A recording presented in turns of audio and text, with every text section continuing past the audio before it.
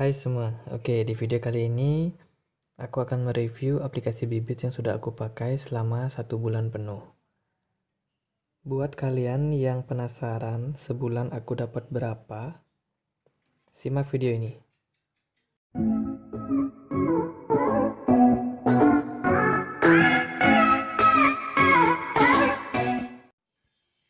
Oke sip, langsung aja kita buka aplikasi Bibitnya. Oke, for your information nih, bagi yang belum tahu reksadana itu apa, reksadana adalah sebuah wadah yang menghimpun dana investor yang dikelola oleh manajer investasi dalam bentuk portofolio efek. Oke, misalnya kalian masih bingung tentang reksadana itu apa. Oke, kita pakai contoh yang sederhana aja. Analogikan reksadana itu seperti sebuah mobil box. Mobil itu ibarat perusahaan investasinya, which is BNI Asset Management, BNP Paribas, Sukor Invest, Batavia, Manulife, dan lain sebagainya. Nah, sopirnya itu adalah para profesional yang mempunyai kemampuan dalam mengelola investasi. Dan muatan di dalam box itu adalah portofolionya, entah itu saham, obligasi, deposito, dan lain sebagainya. Itulah kenapa reksadana cocok untuk pemula, karena sudah ada manajer investasi yang mengelola dana mereka. Untuk jenis-jenis reksadana, kita bisa cari di menu search. Kemudian di sini sudah ada nih jenis-jenis reksadana, yaitu reksadana pasar uang dengan risiko yang paling rendah. Kemudian reksadana obligasi atau reksadana pendapatan tetap dengan risiko yang moderat. Kemudian ada reksadana saham dengan risiko yang paling tinggi. Ada juga reksadana yang berbasis syariah. Dan yang terakhir adalah reksadana campuran, yaitu perpaduan dari reksadana pasar uang, obligasi, dan juga reksadana saham. Oke, kita lanjut ke menu. Di menu awal ini kita disajikan dengan nilai portofolio kita. Tapi sayang sekali per hari ini terjadi penurunan di portofolioku. Sekarang portofolioku ada. Oke, lanjut. Di bawahnya adalah portofolio kita. Kemudian ada tutorial cara untuk berinvestasi, kemudian cara untuk melakukan pembelian atau penjualan, kinerja Bibit, dan seterusnya. Kemudian ada rekomendasi robo. Nah, untuk aku yang masih pemula, ini sangat berguna karena sangat membantu untuk melakukan diversifikasi atau penyebaran sehingga bisa menurunkan risiko dan juga memaksimalkan keuntungan. Profil risiko ini bisa kalian sesuaikan dengan diri kalian masing-masing. Sip, kembali ke menu awal. Bagi kalian yang ingin memilih reksadana kalian sendiri, kalian bisa langsung aja pilih, entah itu di pasar uang, obligasi, saham, syariah. Yang penting kalian sesuaikan dengan tujuan investasi kalian. Oke, fitur-fitur lainnya ada seperti nabung rutin, kemudian gift card. Lalu di bawahnya ada berita-berita terkini yang sudah ditulis oleh tim Bibit. Kalian bisa baca-baca. Nah, ini yang paling aku suka nih, ada kuis. Untuk kalian yang memang ingin menguji kemampuan kalian, seberapa kalian memahami reksadana atau aplikasi Bibit ini, ikuti aja kuisnya, gratis. Nah, di menu sebelahnya ada portofolio. Di sini adalah portofolio yang sudah kalian miliki. Kemudian di sebelahnya lagi ada menu transaksi. Nah, di menu ini kalian bisa tahu nih transaksi apa yang sedang kalian lakukan, dan juga di bagian historinya ada transaksi-transaksi yang telah kalian lakukan, entah itu pembelian ataupun penjualan. Nah, next ini adalah customer service nih. Kalau kalian punya masalah sama Bibit, langsung aja hubungi customer service-nya. Oke. Oke nih, di sini ada bagian yang menarik, yaitu pada menu kamus investasi.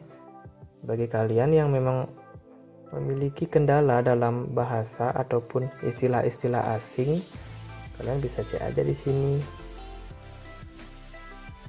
Jujur aja, Bibit adalah platform reksadana pertama yang aku pakai, dan sejauh ini pengalamannya cukup menyenangkan.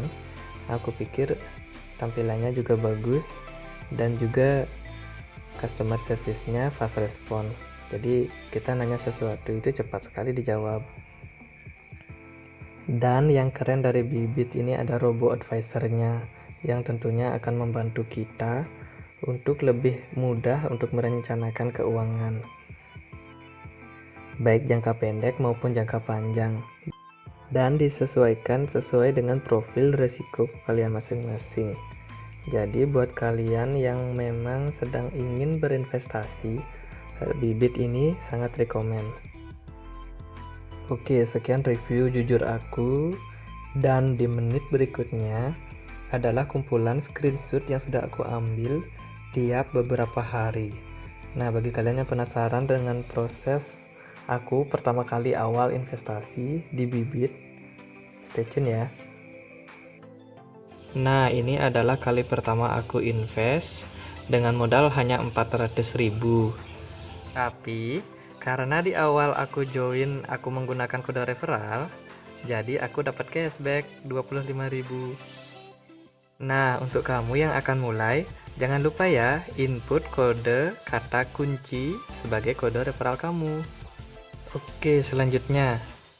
Nah, ini 5 hari ya setelah aku join. Sepertinya sudah mulai ada peningkatan. Karena sudah merasa semakin familiar, akhirnya aku beranikan diri nih top up lebih banyak lagi. Waktu itu aku beli lebih banyak di reksadana obligasi. Tanggal 20 Oktober ternyata portofolioku turun. Akhirnya mulai mikir-mikir lagi. Takut aja gitu nanti kalau nilainya minus. Tapi ternyata esok hari naik lagi. Jadinya aku sudah nggak risau lagi soal nilai yang naik turun. Ternyata tanggal 23 naik lagi, makin semangat lagi. Nah, di tanggal 27 ini reksadana obligasi dan juga reksadana sahamku mulai mengalami penurunan, akhirnya mulai panik lagi. Terus akhirnya aku jualin deh sebagian besar.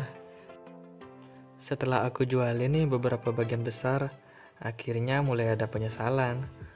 Gimana kalau seandainya reksadananya naik lagi? Tanpa pikir panjang akhirnya top up lagi. Dan beneran aja ternyata tanggal 4 itu setelah libur panjang akhirnya reksadananya naik lagi. Terus esok hari ternyata naik lagi. Polanya mirip kayak kemarin-kemarin. Kenapa nggak top up lagi? Nggak mau terus-terusan dikendalikan oleh keserakahan, akhirnya belajar-belajar lagi, searching-searching lagi, nonton YouTube lagi tentang reksadana. Terus di tanggal 9 ini, jagat dunia dihebohkan dengan pemilu Amerika Serikat. Mereka bertanya-tanya, siapa yang akan memimpin Amerika untuk 6 tahun ke depan. Karena siapapun pemimpin yang dipilih, itu akan berpengaruh kepada seluruh dunia. Kemudian di tanggal 10, terjadi lonjakan pesat nih.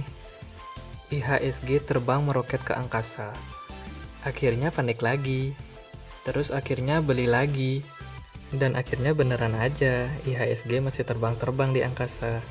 Jadi sementara keuntungan di atas kertas adalah 400.000 dalam sebulan. Tapi dari kejadian ini aku banyak belajar. Hal paling penting dalam investasi adalah konsistensi. Selama tujuan investasi kita jangka panjang, naik turun harga itu nggak masalah. Oke, mungkin sekian yang bisa aku bagikan. Semoga pengalaman yang aku bagikan dalam sebulan ini bisa berguna buat kalian. Makasih untuk kalian yang masih nonton sampai akhir video. Jika kalian punya pertanyaan, kalian bisa isi aja di kolom komentar atau DM aku di Instagram. Linknya aku taruh di kolom deskripsi. Oke, sekian. Saya Andre. Thanks.